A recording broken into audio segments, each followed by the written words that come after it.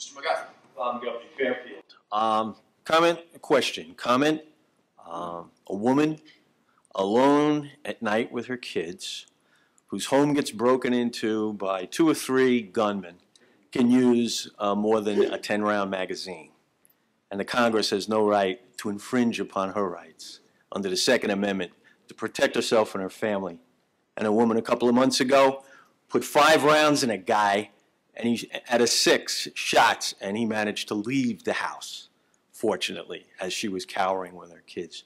So that's what the high-capacity magazines are all about, if a woman wants to defend herself like that. Second comment is, I find it rich that you stand here and complain about money in politics, and you've just accepted the job as the finance chair for the National Democrats in the House. That's interesting.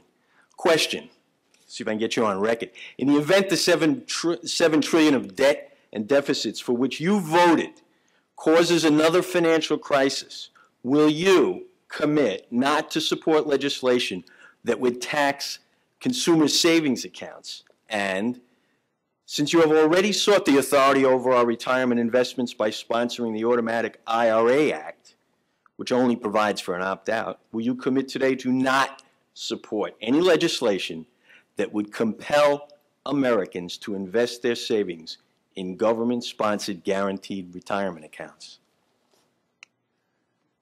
What was the first question? The first, will I commit? Not to tax consumer savings. Savings, like Cyprus. Yeah. Yeah.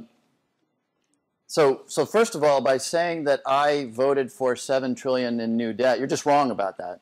You voted for all of it. That's the record. I'm asking you if you would commit here today not to vote for legislation that would tax consumer savings or compel us to take 401k money and invest it in a government retirement, guaranteed retirement accounts, which, as you know, is all sitting, legislation's been drafted, and it's sitting around finance committees right now down there.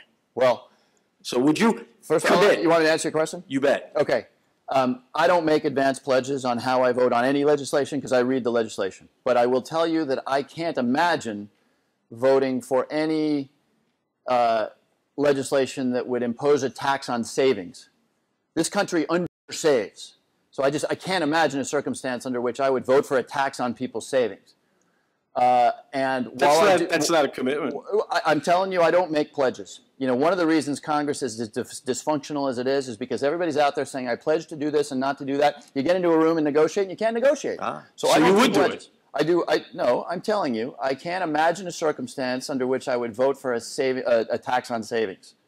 I also support, I think what you're alluding to, you know, right now you need to sign up for an IRA, meaning you need to affirmatively say, I want this. I would support, I think I would support, I'd have to read the legislation, but saying that unless you say no, that is opt out, that you are paying into your own IRA account.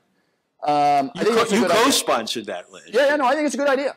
I think it's a good idea to switch from opt-in to opt-out. The real question is, would you ever sign on to legislation that would compel Americans to take 401k money and invest it in a government-sponsored guaranteed retirement account? I can't imagine voting for that. You can't imagine? No, you wouldn't commit not to. Like I've said it now 3 times. I do not take pledges on legislation I haven't read, but I can't imagine voting for I can't imagine voting.